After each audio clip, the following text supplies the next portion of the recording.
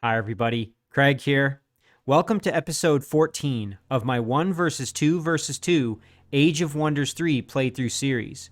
In this series, I am playing against two separate teams of 2 Emperor AI per team, and I am playing as the Tigran Necromancer, Ramhotep Devilclaw.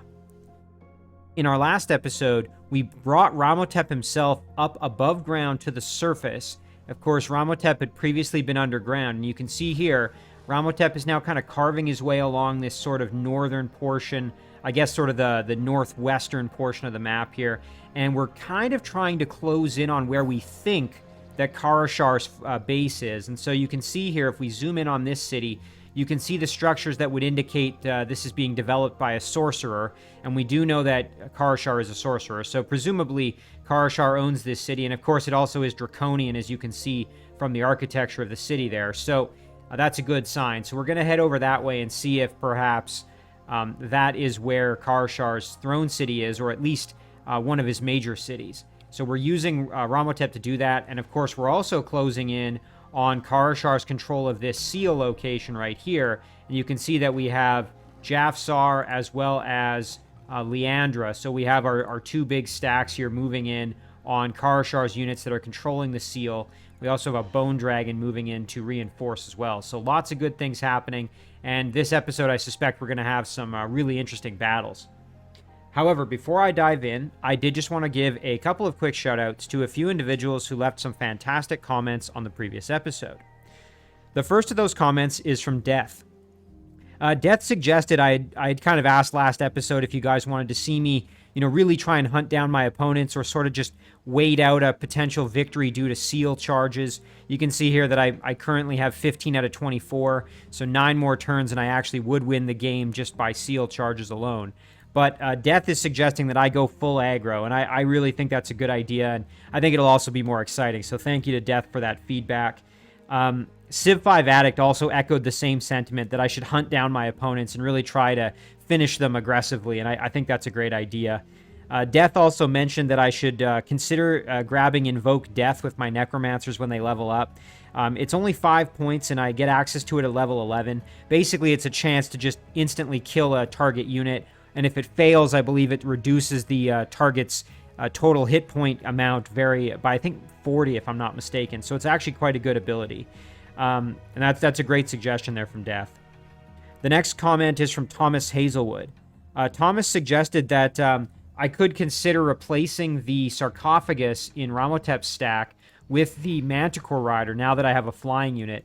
And again, my current plan is actually to keep the sarcophagus in the stack probably until I'm able to clear out this haunted boneyard. And I'm going to try to recruit this apparition. I think that's going to be what I'm going to go for in that battle. And of course, this is another unit that has floating.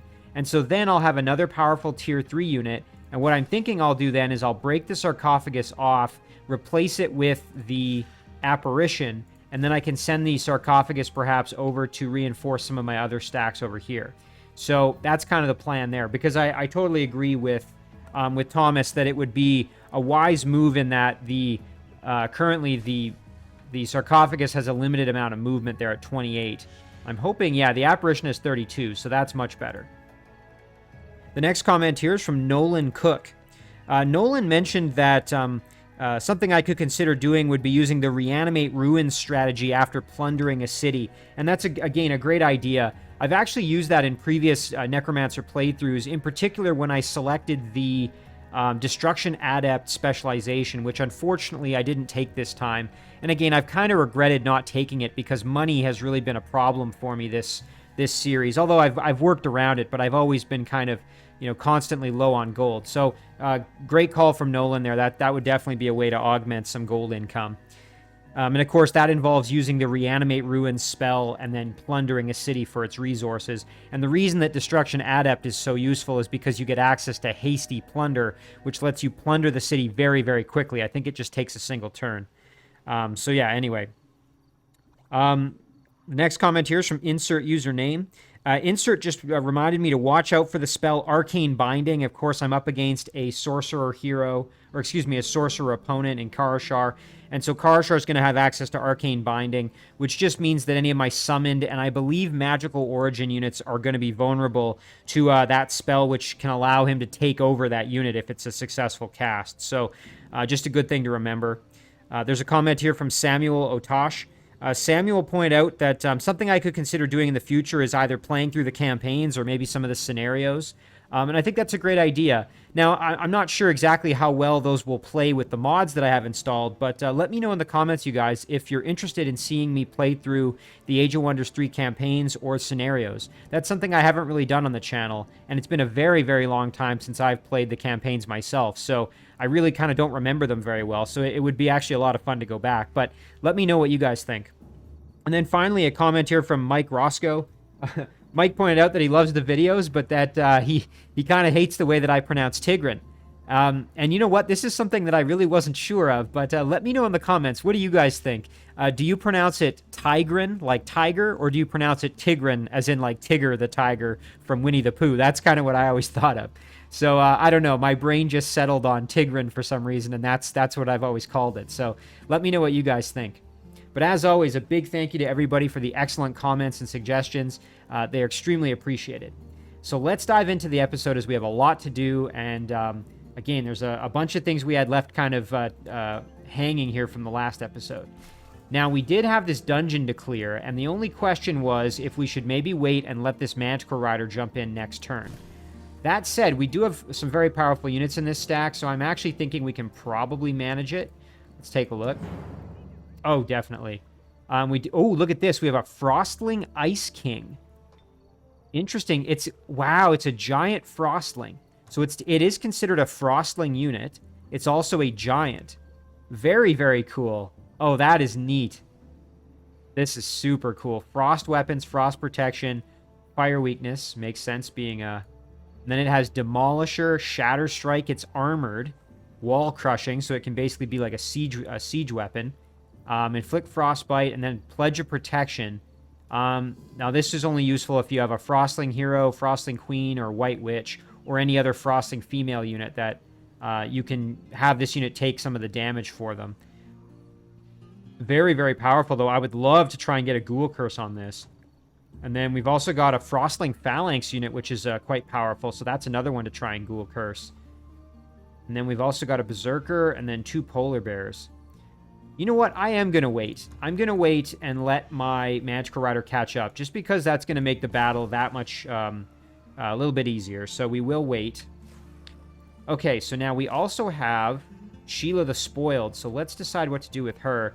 We were basically moving Sheila over to join in kind of with the main stacks all moving in on the seal location for Karashar. So I think that's what we'll continue to do. We have a number of these mummy units, which are actually pretty decent tier 2 units.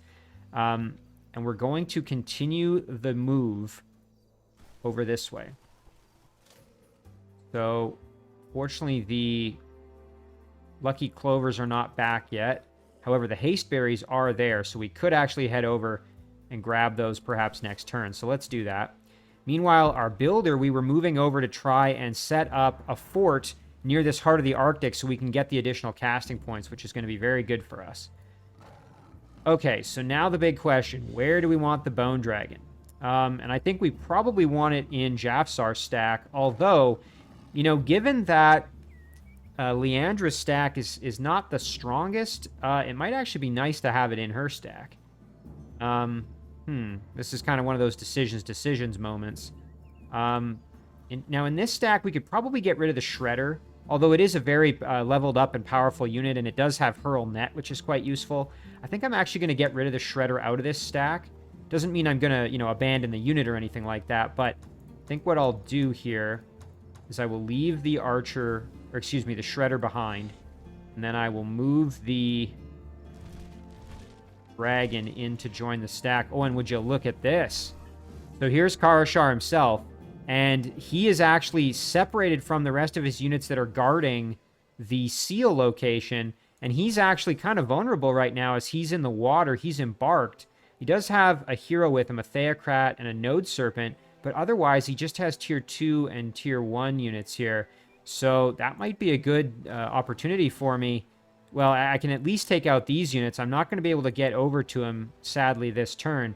Otherwise, I could try and eliminate Karashar, or at least send him to the Void. But in any case, I can at least take on his units here. So now let's see if maybe my Druid can get involved here. She absolutely can.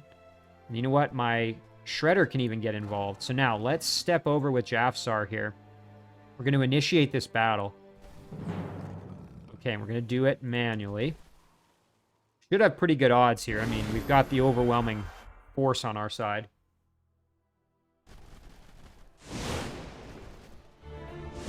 Okay, ooh, and we're getting hit with some fire bombs.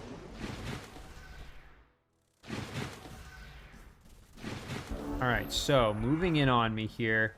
Now, is there any unit I really want to try and get my hands on with Ghoul Curse? Maybe one of these apprentice units wouldn't be so bad. But otherwise, nothing overly exciting, really. So, first thing I'm going to do with Jafsar is drop a nice, big, juicy heal on the Bone Dragon. And then I think I'm either going to go Lion's Courage or a heal undead. I think I'm actually going to go Lion's Courage on this one. I don't think Men Magical Being would work on... No, not on the Bone Dragon. But that would work on some of my summoned units. Actually, on my summoned units. And any of Magical Origin, I believe. Double check that. Yeah, friendly Magical Origin unit. Okay. So, let's drop the big buff there on the Bone Dragon. Now, the Chariot... Actually, you know what? Let's step up with the Bone Dragon and just do this to get rid of these pesky wisps. Excellent. There we go. And then something else we can do is step up with the Chariot. Light up the Scale Cleaver there. That worked out well. And then, you know what? We might as well step over.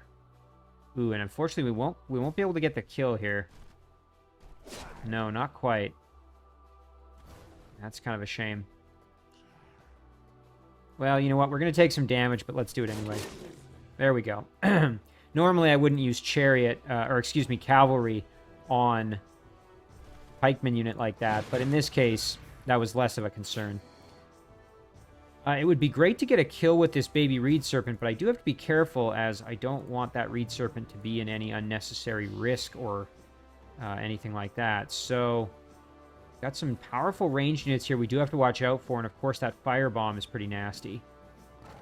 You know what I'm going to do here is, first of all, I'm going to step up.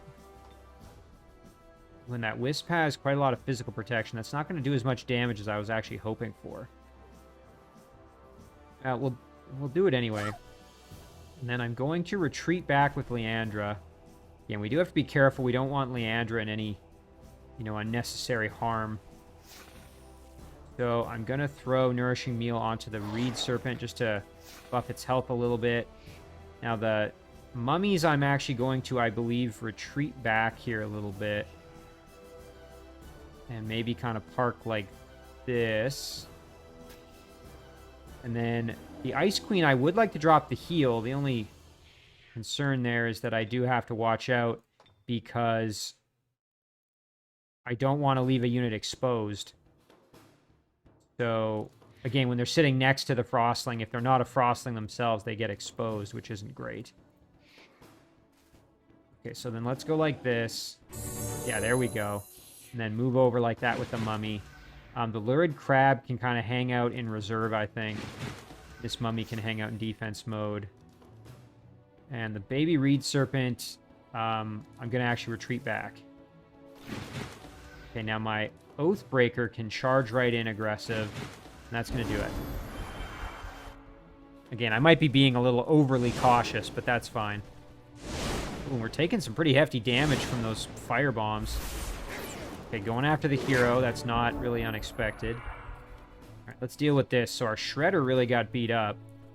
And one thing we could try is throw net over here. Let's maybe do that. Nice. Okay, they're in a net, so we don't have to worry about them for a little while. Our Bone Dragon can charge right in here and do some pretty devastating damage, as can our Oathbreaker, actually. You know what? Maybe... Actually, you know what? Let's send our... Just trying to decide what would be the best course of action here. So I'm thinking we go dragon in behind for the flank. Very nice. And the chariot can move in and get the kill. Perfect. Now, again, the apprentice is in a net. We don't have to worry too much. And then our muse can probably just step on up. Kind of like this. And then our Oathbreaker can walk up to the apprentice and do some work here. Isn't so bad. Yeah, let's do that. Some damage. Then might as well do a little bit more.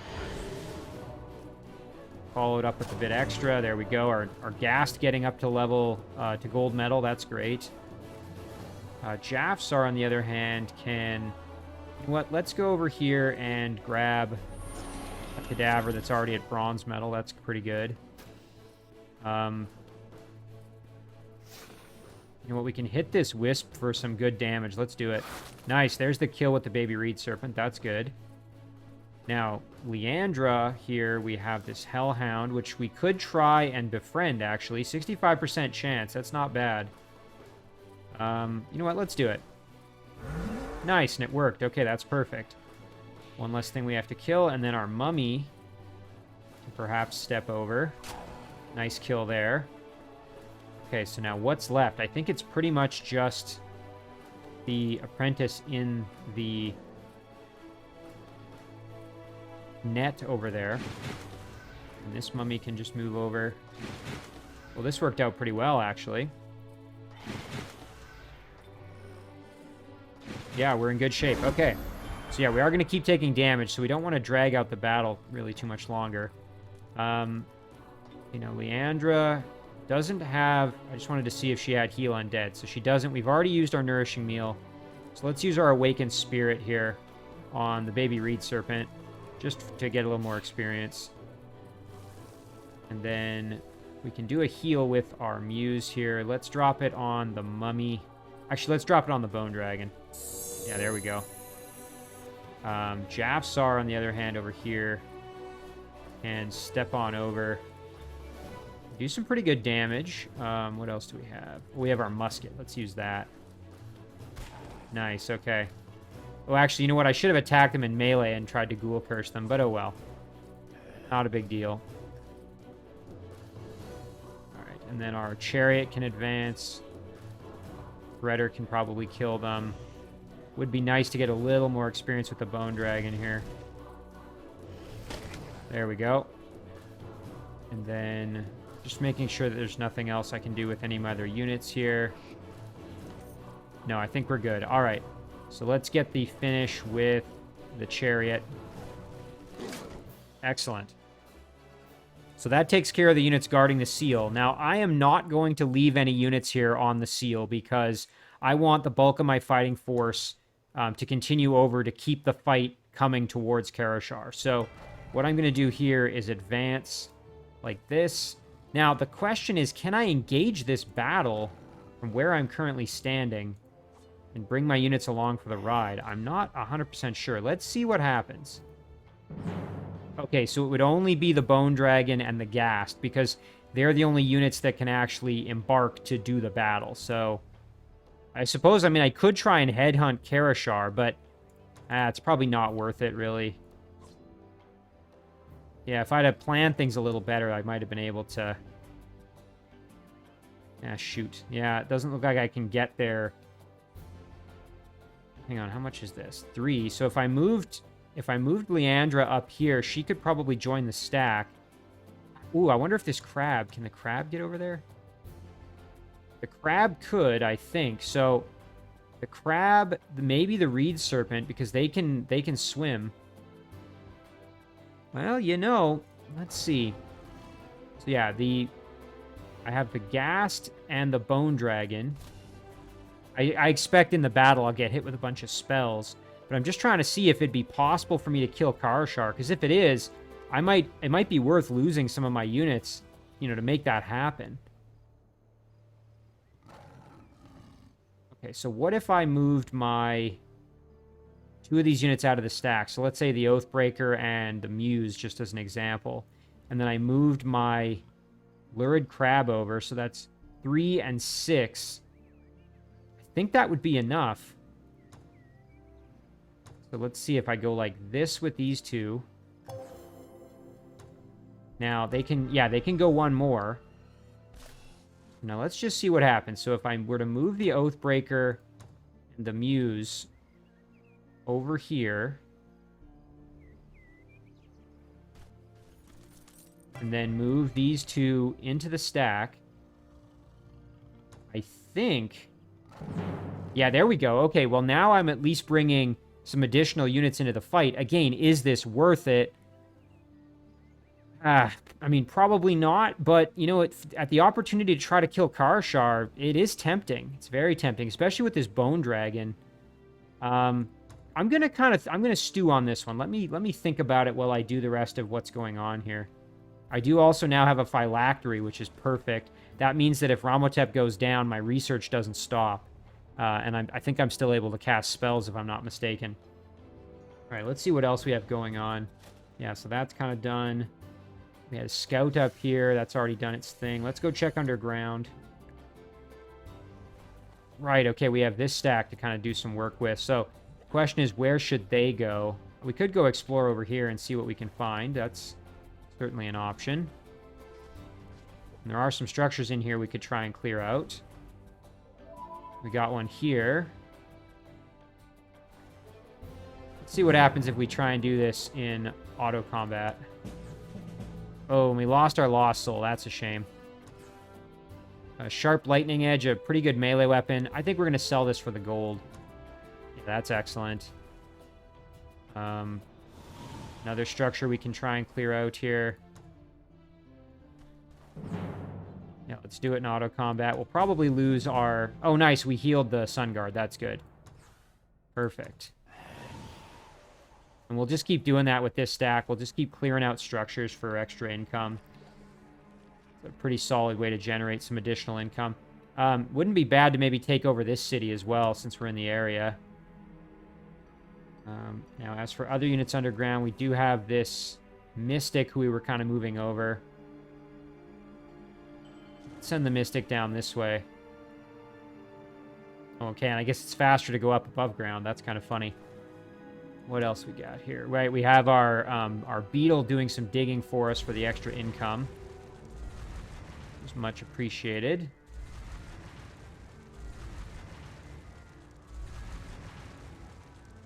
There we go. Nice additional gold there. This unit's kind of acting as a bit of a scout right now for us, or at least it was. So we've got a pretty good idea of what's going on in kind of the southern portion of the map. We don't know exactly what's going on over here, so that might be worth just checking out, just to make sure there's nothing hiding in there that I'm not going to like. I'm trying to think if there was any... I don't think I had any other kind of special plans for this unit, so I think that's what we'll do. We'll head this way. Okay, there we go. And there's a neutral city down there we can try and figure out what to do with as well. All right. So yeah, I think we're in good shape here. Right, and we conquered this nomadic outlaw dwelling, which we're in the process of absorbing. Not that I'm that excited about absorbing it, but I mean, it could be helpful for us. So I think we'll just kind of regroup here. We've got an ogre and a raptor, and we've got our Deathbringer, 2 healers, Ghoul Orc Flayer as well, and we've got a Ghoul Outlaw Oil Occultist, which is a tier 3 support unit, so that's going to come in handy. So yeah, let's just kind of regroup here, and then we can decide what to do next. Again, with this army, I'm planning to just kind of push down south this way and see what we can find. So let's just kind of group up. There we go. And then this one can just hang out for now. We'll wait for... Oh, and I almost forgot. We have this little Berserker. Well, the Berserker can come on down here. Join in. Okay. Any other units for me to deal with? I think I had pretty much moved everything else. Okay. So let's think about our research choices here. We do have Mab's Boon. Newly migrated cities get a boost of production, gold, and population growth for 5 turns. That's pretty good. So that's definitely one that I would consider. Getting Bone Collectors would be great. Raise Dead is kind of a decent spell. It's not amazing, but it's definitely not bad. Allows me to turn all the corpses on the battlefield into cadavers. That's pretty good. Rotten Wall wouldn't be so bad if I'm coming under attack in my cities, which so far not so much. Fortunately, I don't have enough incoming knowledge to get this into a single turn. But if I were to try this battle to deal with Karashar, perhaps. Now, this is a bit of a gamble for me, admittedly, but I think it might actually be worth it to try. I'm just going to see if there's anybody else that I could get in this battle. And unfortunately, no. What about spell casting? Yeah, no spells are really going to help me here. I only have 10 casting points left, so...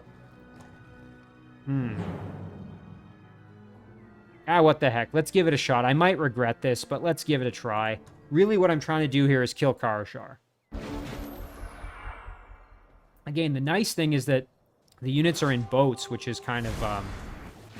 I can use, hopefully, to my advantage a little bit. Alright, so now where's Karashar? It's kind of hard to tell in the little boats. Okay, there's Karashar himself. So now the big thing is... Oh, yeah, we can get in there and just try and basically put the herd on Karashar. So let's see if we can light him up for a bit of damage there. We're going to use the crab just to try and tie up the node serpent a little bit. The ghast can advance over. And then the big question is, should we blast with our breath, or should we go in and try to just land the big hit in melee damage there? I'm thinking we use the breath attack. Let's go sit right here. Yeah, that's pretty good. Nice, okay. And the ghast can kind of hang out like this. Right, let's see what happens. Ouch. That's fine. As long as the Bone Dragon is alive, we'll be able to kill Karashar. Okay, fantastic. That actually went super well for me. So now the big play is going to be to try and kill Karashar. So let's get that done first things first. Yeah, we'll jump in here, flank him, and boom, and that's what we needed to happen. All right, so now what we're going to do is step in behind here, turn that node serpent around, and then we're going to retreat back, get a nice flanking hit here. Excellent. We're going to try and kill the node serpent as well, as that's a tier 3 unit. Dragon's going to probably go down, but at least it's taking lots of hits here. Oh, and the dragon is still alive. That's pretty good. And then the ghast here should be able to kill the node serpent. Perfect. And you know what? We do still have our gas breath attack. The only danger is this instant wrath is going to hurt me if I use it on this group. Now, could I maybe kill the hero? Let's see. Well, probably not. If we take a hit, we're going to die. What happens if we do this? Yeah, and that instant wrath is going to hurt us. There's a chance that we won't die if we land the hit on the hero. We could also go in for the flank, but again, that's not going to get us the kill necessarily. See, what I'm thinking is, let's say the hero hits me and rolls an 8. We get a follow-up hit. I just don't know if we do enough to get the kill. All right, well, we'll do this. This is probably a bad move, but okay, there's a nice big hit. And then maybe with the ghast, we'll be able to get the kill. Okay, resisted the fearsome, which is too bad. But what I'd love to do with this ghast is get in there and attack the hero, but sadly we can't do that. I suppose we could try and run away. That is another option as well. We are the attacking army, so we could at least try and save the ghast. You know what? I think trading that Bone Dragon for getting Karashar into the void for a couple of turns is actually really good for me. Especially because that means less spell casting for him. You know what? We'll save the ghast here. We'll run away. Importantly, we sent Karashar to the Void. We also killed off the Node Serpent. Again, we did lose our Bone Dragon, our Baby Reed Serpent, and our Lurid Crab. But I think overall that was actually worth it. Again, our stack is looking a little sparse right now, but that's fine. And then we'll move over like this. Yeah, and we should be fine. We've got adjacent units in case he decided to attack me, so... Well, you know what? I'm happy with that exchange, actually. Quite happy. Yeah, Whispers of the Fallen is currently active. I was just thinking about what spell to try and cast next. Back to research choices. I'm not going to take Mab's Boon right now because I want to apply this to something else. You know what I could do? And actually, here's a good idea. I don't know if we're going to need Advanced Seafaring, really. Yeah, that's not really... I don't think it's going to be of much help to me. Although, if I can get that done, then I can get the improved walking upgrade. The name is escaping me, but you know which one I'm talking about, hopefully. Yeah, I don't mind that idea. So let's apply that, and then we'll go back to our... Whoops. We'll go back to our research choice, and we're going to switch over to Mab's Boon. Okay. So now you can see that that amount that we applied actually stays on the Seafaring. So that's actually really good. The research cost is now only 180 knowledge instead of 220. So that's really good. We were strategic in our usage there of our extra knowledge. And we are going to try and do Mab's Boon, though, because that's going to really help us out when we convert all these, migrate these cities over. Let's do some production choices. Foog. Now, we could make a couple of units and actually head over here rather than trying to do something with this unit to get back there. So I'm actually going to do that. So let's make a little bit of an army here. Let's start off with Mummy. Actually, no. Let's do a Chariot. Yeah, this is pretty well defended now. I'm happy with that. And we do have Abolg over here. I'm going to leave it alone. Toongale. I think we could probably just kind of work on maybe some development stuff. Let's go back to Throne City and just make sure. So we did finish that Palace of the Perished, which was great. I'm not going to worry about an Arcane Item Forge. Oh, here we go. Tigran, Queen of the Lost. Let's take a look. Very cool. She has Raise Corpse. She has Spirit Blast. She has Control Undead, Heal Undead, Throw Curse, Lifesteal. She's Embalmed, of course, and she's a support unit. That is super cool. Wow. Very, very cool. You know what? Let's make one just for fun here. That's exciting. I want to see one of those in action. All right, so back to Toongale. You know what? We'll just do merchandise. I'm not too worried about Toongale. And then this unit can just stay put, and that's going to do it for our turn. So now, what do we want to cast here for the next turn? I mean, I've got Embrace Darkness on most of the cities that I needed on, I think. You know what? Let's maybe start summoning a Banshee. We can always switch from that to something else if we need, and we'll end our turn there.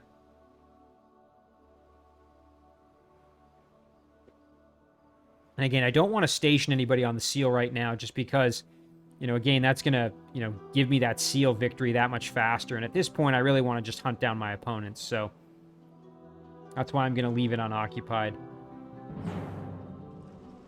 Ooh, and look at this. Karashar is moving in to attack my city, which I'm not going to be able to defend. So we're going to let him have the city, sadly. That's kind of annoying that he captured my little Frostling city there. Oh, and look at this. Okay, we're coming under attack from a Bone Dragon. Well, that's going to be a free tier 4 unit for us. That's great. Definitely not complaining about that. All right. So the main thing we have to watch out for is just that we kill the Bone Dragon before all the other units so that we are able to use Greater Reanimate Undead on it. Alright.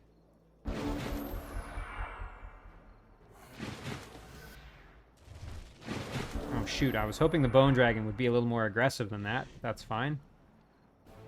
Alright, we'll move our units up here.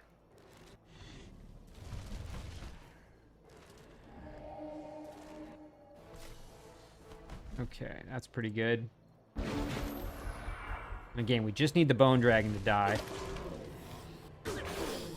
Taking some damage there with our Manticore Rider, but we're doing all right.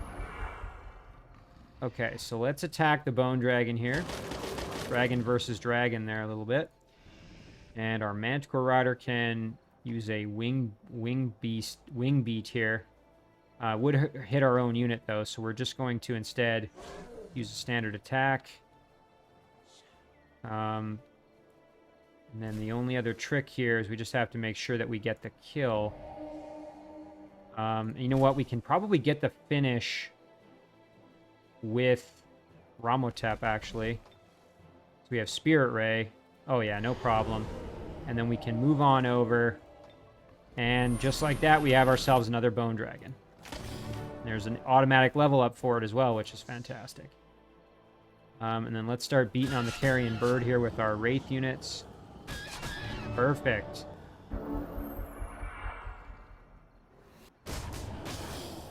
Alright, excellent. We do have a chance to heal up some of our units here. So let's heal our new Bone Dragon. And then our Wraith units can also drop some healing. Very nice. Maybe a little self-heal while we're at it. And then our new Bone Dragon. Actually, let's get some more experience with our Manticore Rider here. Fly around behind, get the charge. Nice. So just like that, we got ourselves another Bone Dragon. So that's perfect. So we can, yeah, definitely start replacing this sarcophagus. But before I replace the sarcophagus, I am going to head over and make sure I grab this apparition if I can, just to have yet another powerful undead unit to help me out. Okay, let's see what else happens. So yeah, Karashar has lost a battle. Oh my, so he... What did he do here? So he attacked Independence with Sorcerer Hero and a Draconian Sage, and he attacked some mermaids, and I don't know why he would have done that. It's a really stupid move on his part. Oh, and look at this. Okay. Fire Elemental, a bunch of lesser elementals. Yeah, okay, so the seal decided to try to defend itself, so I'm glad I didn't attack it or try to station anybody on it, because I would have had to battle all those units. So instead, we're going to just embark into the ocean here. And... okay, so I've got my Chariot, my Ghast, the Oathbreaker. I've also got the Muse. And of course, I lost some of my units. So we are actually going to send the Shredder back into the stack here. And meanwhile, our Druid... you know what? We could try and head through the mountains, perhaps, with the Druid. So let's do that. Oh, and would you look at this? Okay, so here's the stack. They've actually gone onto land. So with this group, I'm going to kind of try and use the water to get there a bit faster. With this group, I'll head through the mountains. We did have a domain invasion. Of course, that was our city being captured. Had a hero that wants to... nice, a Theocrat. Lux Aeterna. Let's take a look. Show me your talents. Ooh, Blinding Aura. So any unit that strikes this unit in melee combat has a chance of being blinded. Considered a devout unit. Oh, dedicated to good. Yikes, that's not good for me. Well, that's too bad. So this unit's going to suffer a morale penalty. Yeah, that's annoying. Yeah, and unfortunately, I've exhausted my list of heroes, so I guess the option is recruit the hero and have, you know, just kind of poor morale, or don't recruit the hero, I guess. I don't know. It's kind of annoying. I don't think there's any way for me to... oh, you know what, though? Hang on.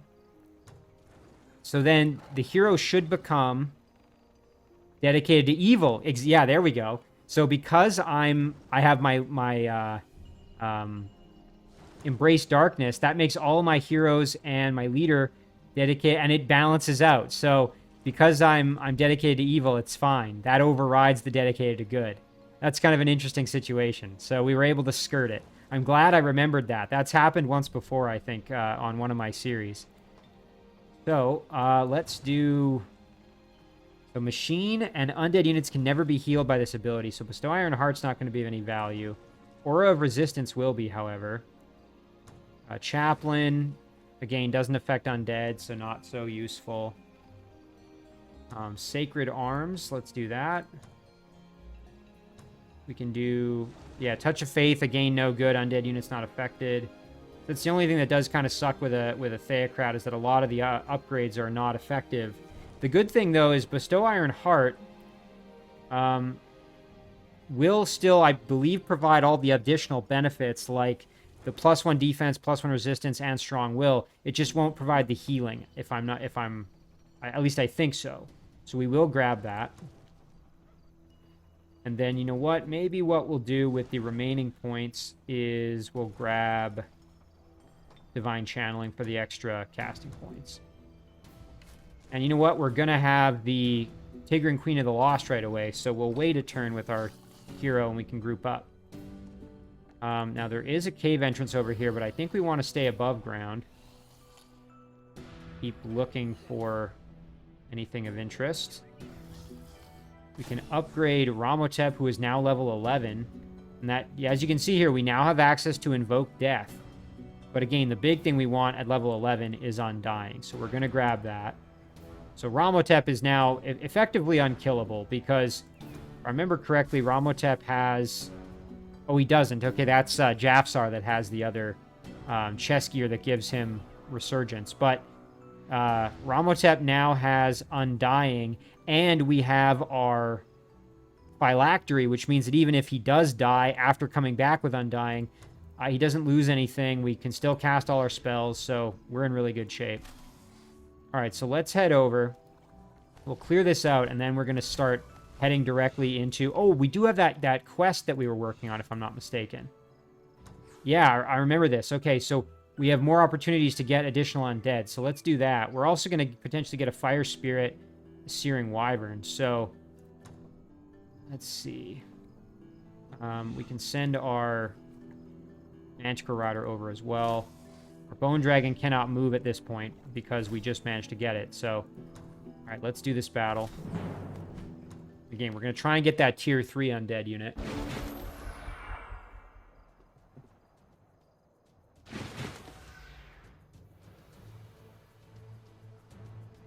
All right. Well, let's just kind of charge right in there and let them come to me.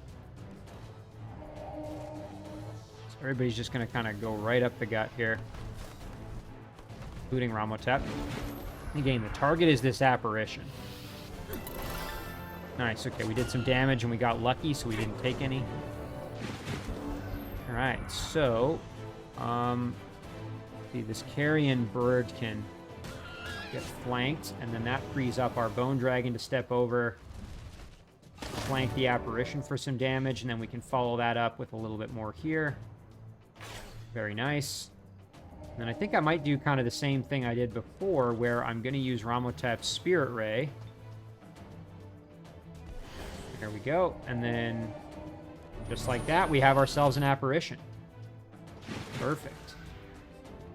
There goes the carrion bird.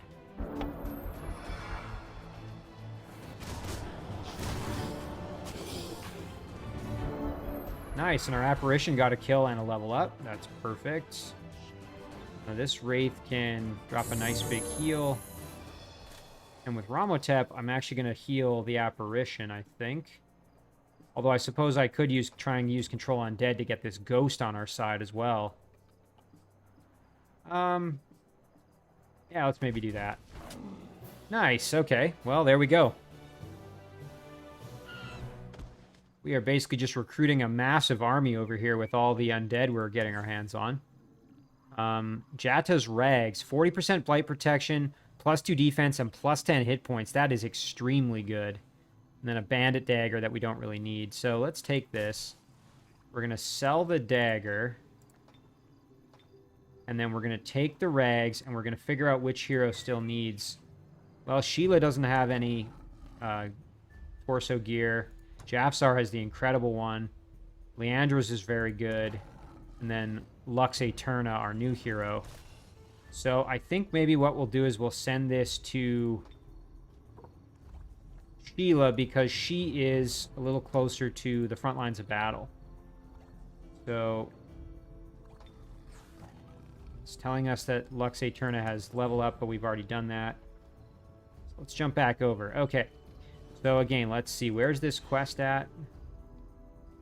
Tell me about the quest again. So it's down here somewhere, it seems like. So I think what we'll do is we will move over this way with our stack. There we go. They're right here. Okay. Let's move a little closer to them. Hopefully they'll come out and attack us. That would be very nice. We have a join offer here from the Dwelling. That's a little bit too expensive for me at the moment, so I'm not going to accept that. And I probably won't, actually. I think I'm just going to leave it as a vassal. And that was a very expensive choice to make it my vassal, and I kind of regret doing it. Down here, I think we're just going to do merchandise. Yeah, we've already done our scouting up here. We can, however, move over and start trying to set up this fort. So let's see. Yeah, we'll go right here. And we will put our fort right there. Excellent. So that's going to give us control of the heart of the Arctic. Meanwhile, we might as well grab the haste berries. And then we can head over here with Sheila's stack. All right.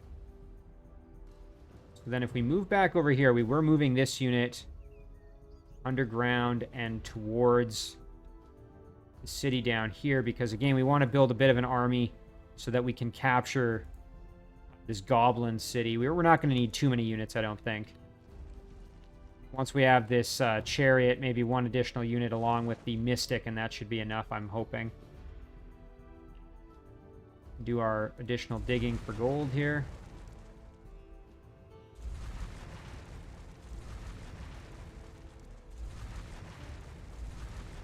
This is actually quite lucrative, just the amount of gold you get there. That's very good. Then that's done. Now this stack can keep trying to get us some additional resources here just by battling. We'll do another auto combat. Oh, shoot. We lost one of our mystics.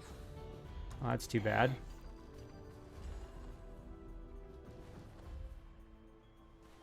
Okay. Back to Toongale now. We're going to, again, most cities we're just going to continue to do merchandise. Now, with this little hodgepodge stack, we have to decide how we want to organize everything. So our best undead should probably go in this stack. So maybe our oil occultist can join in here. And then I think, yeah, all of our living units can kind of stay in one group. Maybe along with the Berserker. Even though the Berserker is undead. Okay, and then we'll just advance like this together. Nice, okay, there's... Yeah, we see that that's owned by Karashar. Not surprising. And then what is this? Looks like maybe Halfling or... Oh, no, that's not Halfling. That would be... Hostile Vel. It's Dwarven. Okay. Well, we're going to have to try and maybe conquer that by force if we get the chance. Yeah, not very well defended, so we would have to get some units down here, but that's definitely something we could do. There is a heart structure over here, Heart of the Glades, that we could try to perhaps get some additional casting points. Now, there's a event going on here. Kaiser's Experiment, or Kaiser's Experiment, I guess. A brilliant yet eccentric siege engineer is providing us a truly unique opportunity. We can summon and use any of his siege engines for a limited time on the battlefields. In return, all he wants is performance data. I can do that, Your Highness. Go play with these new toys. So I'm assuming that means that in battle we can use that Summon Siege Engine spell, which is kind of neat. All right, so that's going to do it for our turn, so we'll end it there.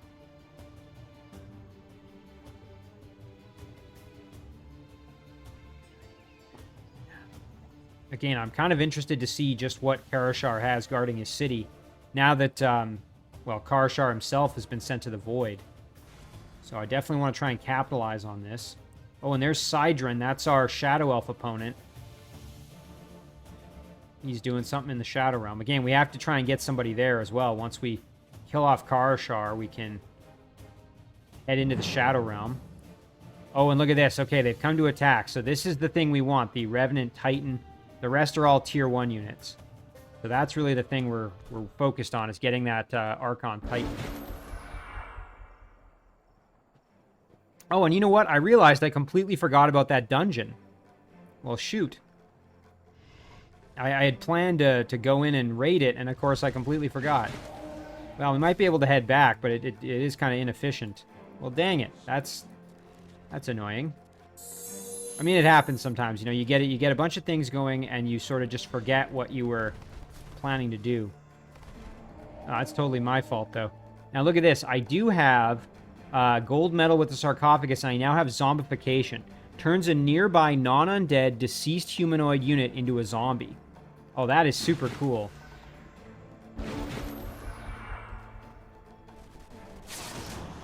Oh, I'm kind of excited to test that out when I fight some regular units that aren't undead. Alright, so now the big thing, we want to try and kill the Titan. So let's go in there and do some work. These Titans are tough customers, though, that's for sure. Let's see. Oh, you know what I should have probably done? Oh, I guess this thing doesn't have Guard Breaker. Thought it did, but... Step in behind and do a Wing Beat. Nice. And then we'll move over with our Wraith as well. Now, our sarcophagus can't really do much in this battle, unfortunately. And we are a little bit handicapped because we don't have quite as many options. Since we're fighting undead, we don't have the benefit of lifesteal and things like that. But I will use my sarcophagus just to block damage to my leader.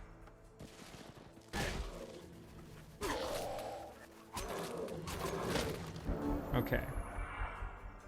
So, yeah, the Titan's pretty beat up, so now let's try and get the kill. Excellent, there's the kill. And you know what we can do is we can cruise on over. One thing we can actually do, let's see, can we get the control? Nice, we can, okay. So then what we'll do is we'll send our sarcophagus over. And just like that, we've got ourselves a Revenant Titan. Which is fantastic. So now let's kill the Zomblin. And then we can move over behind the zombie horse.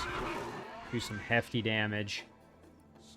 This Wraith is actually in a good position to be able to maybe drop a nice big heal. So let's do that. Little Zomblin. Yeah, it's kind of embarrassing that I forgot to clear out that dungeon, but... You know what? Thankfully, we haven't gone too far away, so maybe we go back and we do that. Nice. Okay, Slay the Undead is complete. So we can take the reward and get a Peace Treaty, Searing Wyvern, and a Fire Spirit. So sure, let's do that. We would also get some gold. Or we would get gold if we sell it. I think I'll take the reward, though. There's some extra units there. That's going to help. Now, this bone... So yeah, let's head back. Again, I feel stupid that I forgot to clear this out, but let's head back and clear it while we're able to. Alright, so we'll do this battle. Let's see if we can get a Ghoul Curse on that. That giant Frostling. Very neat unit. Frostling Ice King. I quite like that. Okay, so we're going to just want to make sure that we're in kind of fighting condition here. Yeah, our Bone Dragon's in good shape, so let's kind of rush in with our Bone Dragon and do some nice damage there. Actually, our sarcophagus can also try for the curse. Ooh, and it failed. Well, we'll put our Manticore Rider up front. Our Wraith can hide in behind. And Ramhotep can stay in behind as well. I did put my sarcophagus in a bit of a bad situation. Yeah, there we go. Ouch.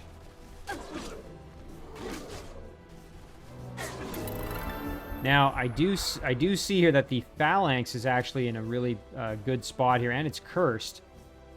So, one thing I could do is try to get the curse there. Only a 40% chance on the Ice King, so I actually think it might be better to try it on the Phalanx unit. Now that I see this. The only problem is the Ice King is going to be...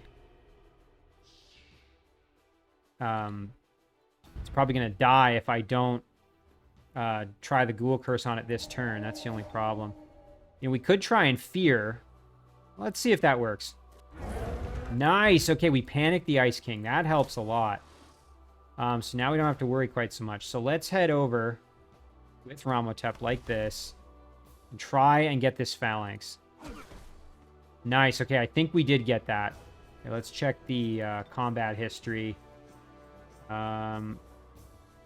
Gains Ghoul Curse. Yeah, okay, so it did work. So that's great. Now we just have to figure out how we want to deal with the rest of this. I think if we park like this, kill the Berserker. The Wraith over here can step around, maybe. Deal with the Polar Bear. Perfect. The Bone Dragon. And fly over here. Very nice. You know, he's going to just run away, which is going to make it easier to deal with. Let's get the kill on that. Now we can try another Weakening Breath, which is going to help us out. Let's try that. 25% chance to curse. Nice, we cursed him. That's going to make it easier to get this Ghoul Curse off. Okay, so now we're going to jump around in behind him like this with Ramhotep. Okay, we've got a 55% chance to Ghoul Curse. Nice, and we got it. Okay, that's huge. Ooh, we can't get anybody over there. That's not good. We can do this, though. And before we do that, let's see. Can we heal maybe with our... Yes, we can. Perfect. And then we'll get the kill. Oh, not quite. We're 1 health left. Shoot. Oh, and we can't get the wing beat either. Okay, well, he tried to run and we killed him. Just like that, we got ourselves an Ice King and the Phalanx. That's amazing. An Ogre, a Nomad Chieftain, and some gold. You know what? I don't know. I mean, we've got so many units at this point, the gold might almost be worth it, but let's just take the reward. Now we've got such a huge army that we should be able to just overwhelm our opponent here with everything we have. So let's kind of form... You know, this is a nice little flying stack here. Do need a healer of some kind. You know what? Let's... Oh, you know, we could send one of our Wraith units down to actually join this one. Just to provide some extra healing. You know what? Let's do that. So there we go. Because this unit, the Apparition, doesn't count as a support unit. So, okay, there's some healing there. So now, the Sarcophagus, it would be nice to move out of the stack. You can put this Bone Dragon in the stack. Although, maybe we just keep the Sarcophagus in with Ramhotep's stack now that I'm seeing it. The only problem is, again, just the movement is so low. So if we left it behind, go like this, like that, and then we could move the Ghost over, maybe. Or, well, the Apparition has more movement potential. Fire Spirit. I wonder... Oh, it's an elemental, so I don't think we can turn this undead. The Wyvern we definitely could. Maybe we'll just leave it as it is for now. The other option is we bring the Poltergeist back. Although I think the Poltergeist... Yeah, it only has 30. So the Apparition would be better.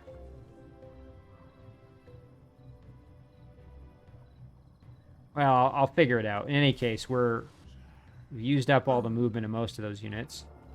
So this group can... Yeah, these ones we can't move right now, so we'll go like this. And these two will move up like that. Oh yeah, next turn it's going to be exciting because we're going to be able to group everybody up. It's just a shame I forgot to raid this dungeon before I moved already. That would have saved me a lot of movement. It's kind of inefficient, but that's fine. Now, these two we're going to just keep on heading down this way because we can. You know what? We could even head over and raid this watchtower just to get a better view of what we can see. I actually don't hate that idea. So let's grab our stack and we'll head over.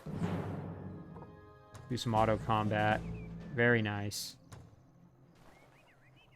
Now we can see much more clearly. So this isn't the throne city, but it is one of his cities. So that's at least good to know. And we'll hang out like this. All right, now back over here. Well, we'll head through the mountains here. So again, we could go underground and see if maybe he's hiding down there. But again, he's draconian, so chances are he's not underground. His throne city's probably back in here somewhere. That would be my guess. Maybe actually going into the water wasn't the best idea. That's all right. We'll jump out here. We can raid the Sphinx Temple on our way through. Sheila, on the other hand, and I guess follow this direction. Now let's check out Sidron's battle. So he won a battle in the Shadow Realm, quite far north actually from where I was looking. Shadow Elf Storm Priest, Green Raptor, and 2 Trebuchets, and he was just clearing a structure. It looks like one of these gemstone mines. Nice. We did finish Mab's boon. That's helpful. We're going to ignore that join offer. Okay, nice. We have our chariot. And I believe, yes, our mystic is almost down there. So we'll group up. And we can maybe make one more unit here. Let's see. Maybe something we can do in a single turn. Like a Sun Guard or something like that. Let's do that. And then we'll add it into this stack. And then we'll head over and try and capture these goblins. Take control of the Goblin City. Nice. We have that Queen of the Lost. So, thinking we can... Maybe we make another unit here. Let's do a... mummy. And then, you know what? With this army, maybe we head north and we just do some clearing or something like that, rather than trying to get to the front lines. Alternatively, we could head south and go and try and capture this Dwarven city. But... might be nice to just head north, actually, with this one.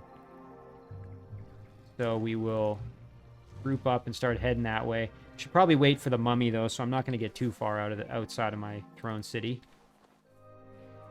And then this unit can just continue exploring. Alright, not bad. What else happened? We are ready to summon our Banshee, so we'll have to decide where we want to do that. Our little lost soul can keep exploring. Well, since we don't know where the throne city is, we actually do need to keep exploring a little bit. And my hunch is that it's over here in the volcanic terrain over here. That would be the most likely place, I think. But yeah, look at all these units I've got ready to go. There's just a huge army descending on Karashar's domain. And I think this is a great place to leave it, so... take a look at our research here. So we got some options. We could do fertility rites to help our cities grow faster at this point. It's a shame I didn't get this one a lot earlier in the game, but that's all right. We made do. And then, yeah, where do we want to summon the Banshee? Yeah, I think this is a good place to leave it. So let's just zoom out and take a look. So we can see that he's captured Caradon. We maybe want to get our hands back on Caradon eventually. Again, we see Cthulix, which we're descending on with our massive army. And then again, most likely his throne city is over here. But it's entirely possible that his throne city is actually in the Shadow Realm. Although, again, that's we'll have to see. In any case, though, we're going to save it. We're going to call this episode 14. And as always, guys, thank you very much for watching. I really do appreciate it, and I will see you in the next one.